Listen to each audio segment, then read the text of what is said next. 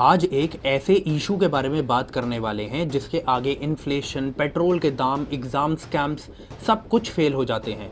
एक ऐसा टॉपिक जो हर गली नुक्कड़ में, चाय की टपरी पर और व्हाट्सएप ग्रुप में ट्रेंड करता है।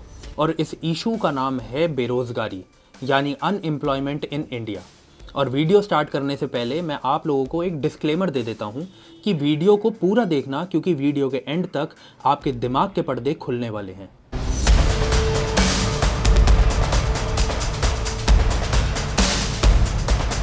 हमारे देश में PLFS की रिपोर्ट के हिसाब से अगर कोई भी इंसान एक हफ्ते में 1 घंटा भी काम करे तो उसे एम्प्लॉयड मान लिया जाता है। लेकिन उसके बावजूद भी जुलाई 2025 में ऑफिशियल नेशनल अनएम्प्लॉयमेंट रेट था 5.2%, जो कि जून में 5.6% था।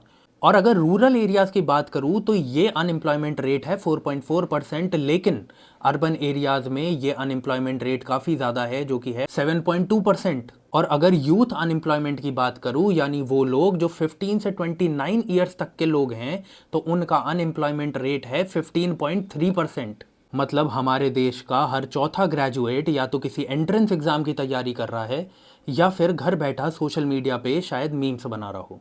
बात तो सही है। सिर्फ गवर्नमेंट की हेडलाइंस पर भरोसा मत करिए, क्योंकि कई एक्सपर्ट्स के हिसाब से ग्राउंड रियलिटी में और गवर्नमेंट की रिपोर्ट्स में ज़मीन आसमान का फ़र्क है।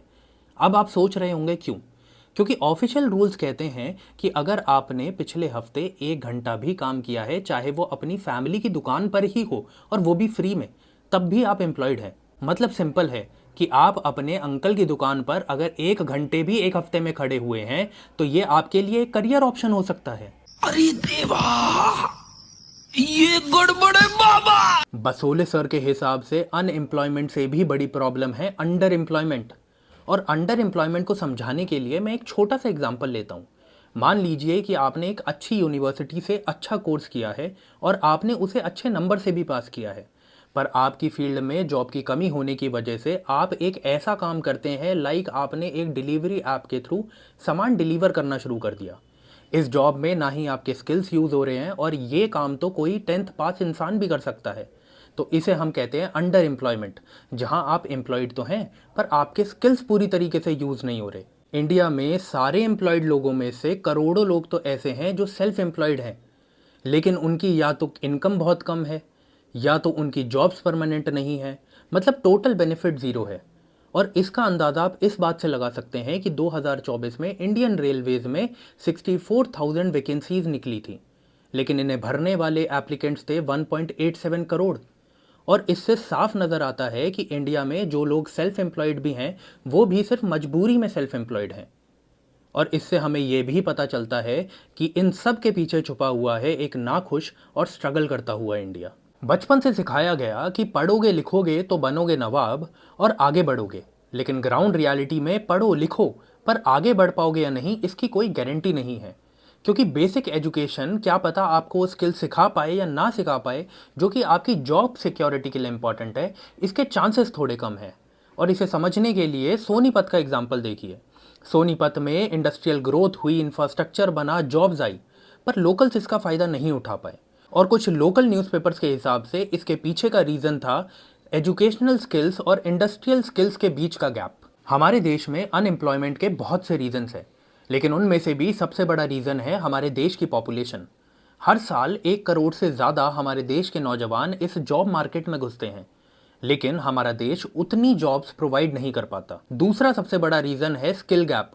80% इंजीनियरिंग ग्रेजुएट्स अनएम्प्लॉयबल है, यानी डिग्री तो है लेकिन एम्प्लॉयबल स्किल्स नहीं है। हमारी देश की जीडीपी में सबसे बड़ा हिस्सा कवर करता है सर्विस सेक्टर, लेकिन वहाँ भी टेक्नोलॉजी एडवांसमेंट्स की वजह से और ऑटोमेशन की वजह से, नई जॉब्स क्रिएट होने की वजह से पुरानी जॉब्स जो हैं वो भी जाती चली जा रही हैं। मैन्युफैक्चरिंग सेक्टर, जो कि सबसे बड़े चांसेस रखता है लार्ज स्केल पर एक बम्पर एम्प्लॉयमेंट क्रिएट करने के, वो भी सफ़र कर रहा है फॉर्मलाइजेशन की वजह से, टैक्सेस की वजह से और लैक ऑफ इंफ्रास्ट्रक्चर की वजह से। और इन सब के साथ ही एक और इशू भी है, एग्ज़ाम स्कैम्स। मतलब वैसे ही जॉब्स की कमी है, लेकिन जहाँ पर जॉब्स हैं वहाँ पर डिजर्विंग कैंडिडेट को मिलेगी भी या नहीं मिलेगी, इसकी भी कोई गारंटी नहीं है। और इन सब के ऊपर बैठा हुआ है सबसे बड़ा issue, under employment. Job market तो अब टेंडर जैसा हो गया है। स्वाइप करते जाओ करते जाओ करते जाओ, बट राइट मैच मिलेगा या नहीं मिलेगा इसकी कोई गारंटी नहीं है। और यहाँ पर मुझे जेबी शॉ का एक कोट याद आ रहा है, that lack of money is the root of all evil. और यही वो रीज़न है कि जॉब ना होने की वजह से क्राइम भी बढ़ते हैं, टेररिज्म भी बढ़ता है, और स्ट्रेस होने की वजह से डोमेस्टिक वायलेंस भी बढ़ती है। पर अब सवाल तो ये है कि इस सब को ठीक कैसे किया जा सकता है। सबसे पहले तो एजुकेशन सिस्टम को ग्राउंड रियलिटी से जोड़ना होगा। रट्टाफिकेशन को साइड में रखकर स्कूल्स और कॉलेजेस में वो स्किल सिखाने होंगे जो कि वर्किंग सेक्टर में यूज़ भी हो पाएँ। मैन्युफैक्चरिंग सेक्टर को स्ट्रॉन्ग करना होगा और उसे एम्पावर करना होगा, क्योंकि वही एक सेक्टर है जहां से बम्पर एम्प्लॉयमेंट क्रिएट करवाई जा सकती है। और इसका सबसे बड़ा एग्जांपल है चाइना, जिसने इनिशियली मैन्युफैक्चरिंग सेक्टर पे काम कर कर आज अपने आप को दुनिया की सेकंड की सबसे बड़ी इकोनॉमी बना लिया है। ऑन जॉब ट्रेनिंग को प्रमोट करना होगा, स्टार्टअप इकोसिस्टम को और ज़्यादा एक्सेसिबल बनाना होगा, और पॉलिसी सिर्फ पेपर पे ही नहीं बल्कि ग्राउंड पे भी एग्जीक्यूट करके दिखानी होगी। मेरे भाइयों, अगर सरकार के स्टैट्स को आप साइड में रख दो तो ग्राउंड रियलिटी कुछ और ही है। हो सकता है कि टियर 1 सिटीज़ में आप बैठे बैठे ये देखो कि आपके आसपास के ज़्यादातर लोग एम्प्लॉयड हैं और बहुत ही कम लोग ऐसे हैं जो अंडर एम्प्लॉयड हैं। लेकिन क्या ये रियलिटी आपको टियर 2 और टियर 3 सिटीज़ में भी देखने को मिलती है? मुझे कमेंट सेक्शन में ज़रूर बताना। आज का अनएम्प्लॉयड यूथ सोशल मीडिया पे ट्रेंड करता रहता है #बेरोज़गार, #नो वर्क ओनली ड्रीम। लेकिन असली सॉल्यूशन इन हैशटैग्स में नहीं है, बल्कि अपने आप को अवेयर करने में है, पॉलिसी चेंज में है, और अपने स्किल्स को और ज़्यादा एनहांस करने में है। आई होप आज की ये वीडियो आपको पसंद आई होगी। अगर आपको वीडियो पसंद आती है तो वीडियो को लाइक करिए, शेयर करिए, और कमेंट सेक्शन में मुझे ज़रूर बताइए कि आप लोगों का इस इशू पर क्या कहना है। मिलते हैं अगली वीडियो में, तब तक के लिए जय हिंद।